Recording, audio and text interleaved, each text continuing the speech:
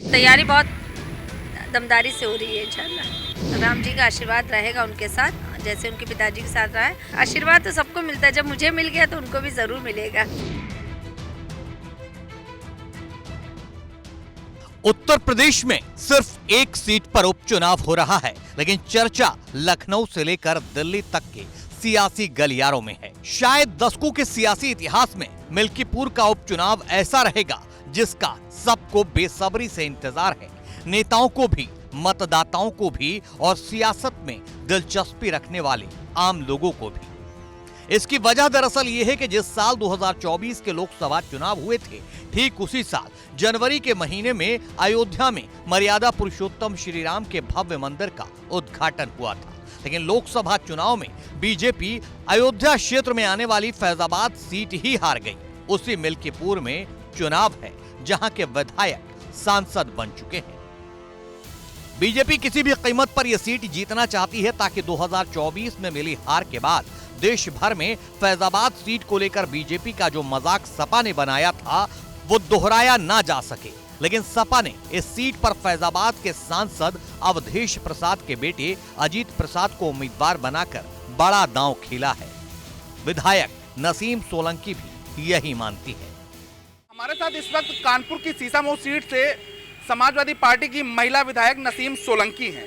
नसीम भी मिल्कीपुर चुनाव को लेकर तैयारियां कर चुकी हैं। बहुत जल्द वो भी मिल्कीपुर पहुंचेंगी। नसीम से ही जानेंगे कि मिल्कीपुर की क्या स्थितियां चल रही हैं। नसीम, मिल्कीपुर चुनाव सुर्खियों में है, लोकसभा में आप जीत चुके हैं और अब मिल्कीपुर में उन्हीं के बेटे लड़ रहे हैं, क्या स्थितियां लग रही हैं? जीतेंगे। और देखिए, हर पार्टी जीतने ही की नीयत से उतरती है मैदान में। तो हमारे राष्ट्रीय अध्यक्ष में बड़ी उसमें जो है पक्की तैयारियां बिल्कुल मजबूती से चली, क्योंकि कल भी जब हम गए थे लखनऊ में तो उनसे मुलाकात हुई थी सांसद जी से और सारे लोग थे वहाँ पर। तो तैयारी बहुत दमदारी से हो रही है इंशाल्लाह। बीजेपी कह रही थी कि हम राम को लेकर आए हैं, हम जीतेंगे, राम का आशीर्वाद हमें मिलेगा, लेकिन लोकसभा में बीजेपी को करारी शिकस्त मिली है। अब वही अवधेश प्रसाद जी के बेटे मिल्कीपुर चुनाव में मैदान में हैं, क्या लग रहा है? देखिए, आशीर्वाद मिलेगा, राम जी का आशीर्वाद रहेगा उनके साथ, जैसे उनके पिताजी के साथ रहा है। और बाकी अपने अपने काम भी होते हैं, इतने उन्होंने काम भी कराया होगा तो जनता खुद उनको पसंद करेगी और जनता तो फैसला जनता के हाथ में है, तो इंशाल्लाह जीतेंगे। तो राम की नगरी में एक बार फिर से कमाल होगा क्या? हाँ, होगा, होना ही है, इंशाल्लाह होगा। और देखिए, जो भी पार्टी आती है मैदान में तो जीतने की नीयत से आती है। तो हमारे जो कैंडिडेट है अजीत प्रसाद जी, उनको भी टिकट बहुत भरोसे और विश्वास के साथ दिया है राष्ट्रीय अध्यक्ष जी ने, तो उनको भी यकीन होगा कि वो जीतेंगे और जीतेंगे। यही तो देश की खूबसूरती है। विधायक नसीम सोलंकी बातचीत में इंशाअल्लाह भी बोल रही हैं और राम का नाम भी बार बार दोहरा रही हैं। विधायक नसीम सोलंकी ने उससे भी बड़ी बात ये कह डाली है कि उन्हें भी राम का आशीर्वाद मिला है और उन्हें इस बात का यकीन है कि अजीत प्रसाद को भी मिल्कीपुर में राम का आशीर्वाद मिलेगा। तो राम साथ में है? हाँ, बिल्कुल है। आशीर्वाद तो सबको मिलता है, जब मुझे मिल गया तो उनको भी जरूर मिलेगा। तो देखिए, ये नसीम सोलंकी हैं जिनका कहना है कि मिल्कीपुर में जिस तरीके से चुनाव की तैयारियां चल रही हैं उसमें राम का आशीर्वाद मिलेगा, क्योंकि राम सबके साथ हैं और जो राम का नाम लेकर आगे बढ़ता है उसके सारे काम भी हो जाते हैं।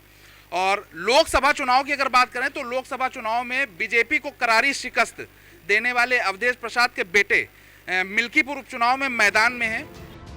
हालांकि मिल्कीपुर का उपचुनाव इस बार ज्यादा ही दिलचस्प होने वाला है, क्योंकि आज ही यानी मंगलवार को बीजेपी ने अजीत प्रसाद के मुकाबले अपने उम्मीदवार चंद्रभान पासवान को मैदान में उतार दिया है। चंद्रभान पासवान भी उसी पासी समाज से आते हैं जिससे अजीत प्रसाद, यानी कायदे से कहे तो मिल्कीपुर में दलित वर्सेस दलित का मुकाबला है।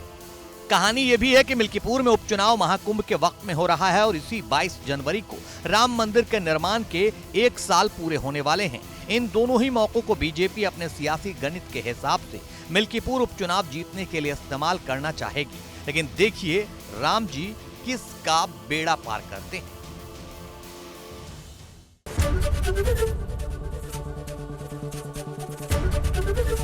एबीपी गंगा, खबर आपकी, जुबान आपकी।